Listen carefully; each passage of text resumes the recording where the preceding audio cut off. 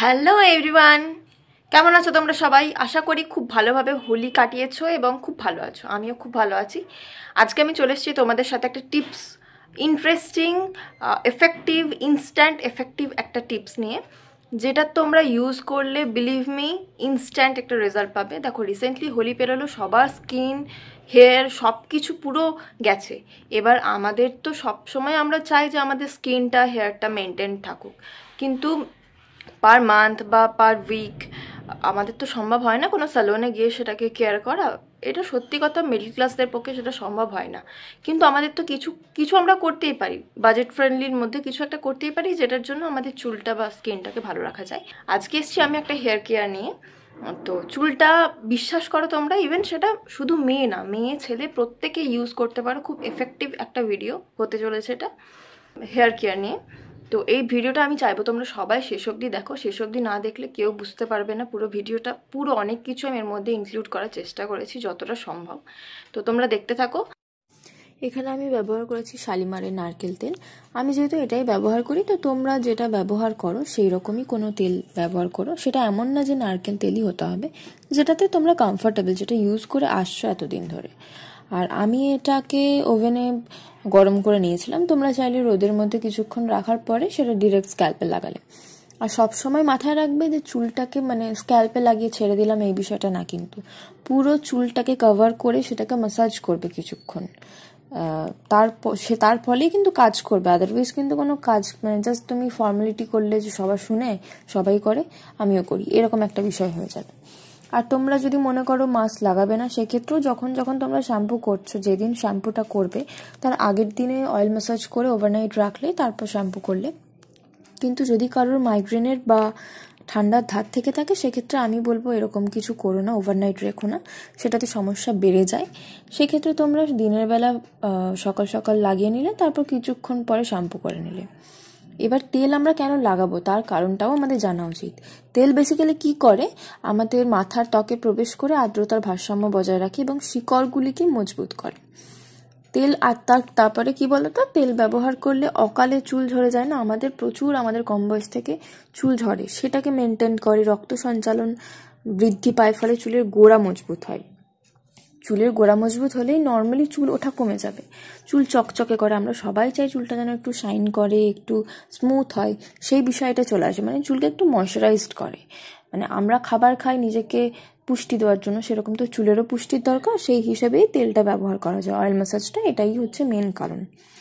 আর একটা জিনিস আমি তোমাদের যেটা বলবো, সেটা নিজের এক্সপিরিয়েন্স দিয়েও বলো, কিছুটা অনেকের থেকে শোনা, অনেক ভালো মানুষের থেকে শোনা। তো আমার মনে হলো যে সেটাকে তোমাদের সাথে শেয়ার করাটা ভালো। অনেকেরই তো জানা থাকে না, সেই জন্য। পারলে একটু কাঠের চিরুনি ব্যবহার করবে। কাঠের চিরুনি কি বলতো, চুলে যত সমস্ত সমস্যা আসে, স্ক্যাল্পটা কিন্তু পরিষ্কার থাকে না, সেই জন্য। তো কাঠের চিরুনির ফলে কিন্তু স্ক্যাল্পটা পরিচ্ছন্ন থাকে আর চুল ঘন হতে সুবিধা করে। যারা ভাবছে যাদের খুব কম চুল উঠে যাচ্ছে আর কি, তাড়াতাড়ি চুল উঠে যাচ্ছে, সেটা ছেলে হোক বা মেয়ে হোক, সেক্ষেত্রে কিছুটা মেনটেন হবে। এগুলো তো এরকম বিষয় না তুমি একদিন আঁচড়ালে তার ফলে চুল গজিয়ে গেল, সেই বিষয়টা না। একটা লেন্দি প্রসেস কন্টিনিউ করতে হবে। আর শীতকাল মানেই তো চুল ঝরা, তো সেটাকেও অনেকটা হয়, মেনটেন থাকে। চুলের খুশকির পরিমাণটা কমায়, রক্ত সঞ্চালনটা বৃদ্ধি করে, এসব অনেক পজিটিভ দিক আছে একটা কাঠের চিরুনি ব্যবহার করার ফলে। চুল যদি কারোর পেকে যায়, সেই পাকার পরিমাণটা কমতে, দ্রুত পাকছে তো সেটা একটু কম পাকবে, এই জিনিসটা করে। চুলে তো না, স্ক্যাল্পে কোনো অ্যালার্জির সম্ভাবনা থাকলে সেটাকেও মেনটেন করে। আর আরেকটা জিনিস, যেটা প্লাস্টিকের চিরুনি দিয়ে চুল আঁচড়ানোর ফলে না, একটা কম করে হলেও একটা তাপ উৎপন্ন হয়। সেই তাপটা কিন্তু আমাদের কাছে মনে হয় এটা আবার কি তাপ, এটা তাপ আবার কি, শুনে হয়তো তোমরা অনেকেই বলবে, কিন্তু না, তাপটার ফলে কিন্তু চুলের জন্য সেই তাপটা ক্ষতিকারক, যার ফলে কাঠের চিরুনি পারলে একটু ব্যবহার করো। অয়েল ম্যাসাজটা করার পরে 30 মিনিট ছেড়ে দিও। 30 মিনিট ছেড়ে দেওয়ার পরে হিটটা নিতে হবে, ভেপার যেটা। এবার আমি মাস্কটা তৈরি করব। তো মাস্কটা তৈরি করার জন্য মেন ইনগ্রেডিয়েন্ট কি, সেটা কিন্তু তোমাদের আমি এক্ষুনি বলবো না, সেটার জন্য তোমাদের লাস্ট অবধি দেখতে হবে। আমি সেটা লাস্টে বলবো, আর পারলে তোমরা গেস করো এটা কি। এটা হচ্ছে এক ধরনের গাছের বীজ। এই বীজটাই হচ্ছে মাস্কের, আমি যে মাস্কটা দেখাবো সেটার মেন ইনগ্রেডিয়েন্ট। তো এটাতে তোমার চুলের পরিমাণ মতন কিছু বীজ নিলে এখান থেকে প্রচুর পরিমাণে জেল বেরোয়, তো সেটা নিলে তার সাথে জল মেশালে, জল মেশানোর পরে ফার্স্টে হচ্ছে হাই ফ্লেমে দিয়ে দিলে, হাই ফ্লেমে দেওয়ার পর কিছুক্ষণ পর তুমি দেখবে যে এই জিনিসটা থেকে একটা হোয়াইট একটা বাবলস বেরোচ্ছে, হোয়াইট বাবলস বেরোচ্ছে, মানে সেটার থেকে অলরেডি জেলটা বেরোচ্ছে। কিছুক্ষণ হাই ফ্লেম দিলে ওটা যখন বেরিয়ে গেল তারপরে তুমি ফ্লেমটা কমিয়ে দিলে, কিছুক্ষণ রাখলে, ওই ধরো টোটাল 15 মিনিট মতো বয়েল করলেই হবে। বয়েল করলে তারপরে সেটাকে নামিয়ে রাখলে। এখন আমি গরম জল করে টাওয়েলটা ভিজিয়ে সেই হিটটা আমি নিচ্ছি মাথায়। এটার জন্য মোটামুটি ওই ধরো না 5 মিনিট মতো, 5 থেকে 10 মিনিট মতো রাখলে, রাখার পরে ওটাকে খুলে দিলে তারপর তুমি মাস্কটা অ্যাপ্লাই করবে। জেলটা তৈরি করা কিছুই না, আমি বীজগুলো সরিয়ে নিয়েছি, ছেঁকে সরিয়ে নিয়েছি, জাস্ট ওর যে জেলটা বেরিয়েছে সেটাকে রেখেছি। আমি নিজে শুধুমাত্র জেলটাই ব্যবহার করেছি। তোমরা যদি মনে করো, তোমরা চাও, সেক্ষেত্রে তোমরা এর মধ্যে ভাইটামিন ই এর যে ক্যাপসুলটা হয় সেটাকে মিক্স করে নিতে পারো। তো আমি সেসব কিছু করিনি, আমি জাস্ট জেলটাকে ব্যবহার করেছি। তো জেলটাকে ফার্স্টে ইউজ করার আগে চুলটা একটু, তেল যেহেতু দেওয়া আছে, চুলটাকে একবার আঁচড়ে নেবে, কিছুক্ষণ দেওয়া যেহেতু আছে।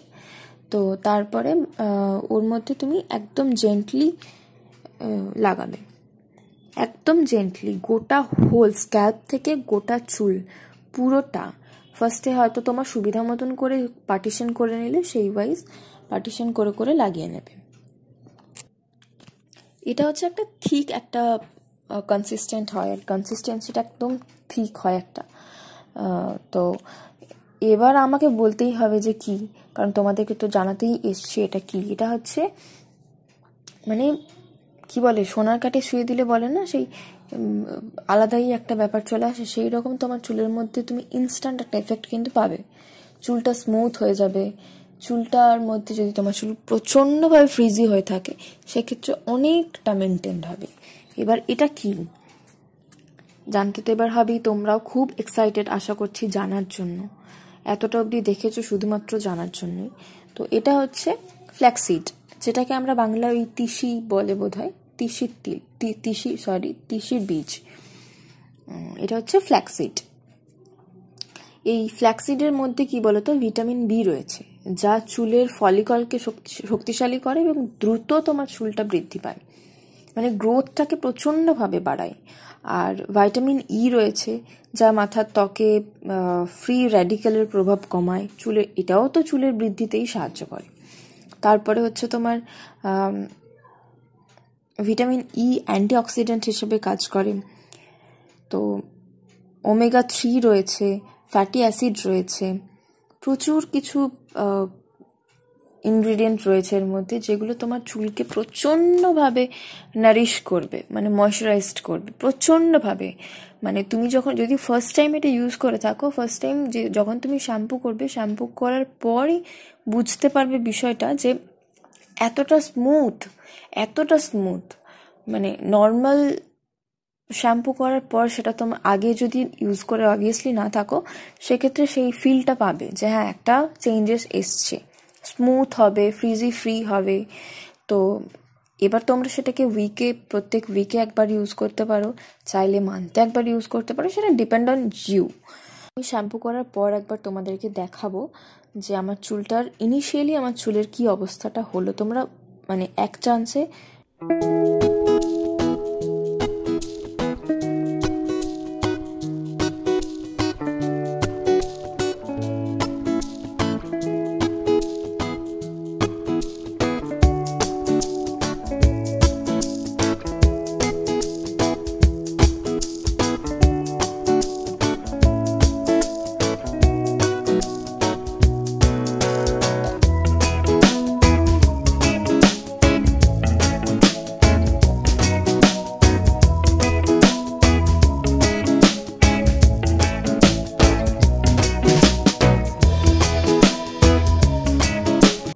আশা করি সবাই বুঝতে পারবে।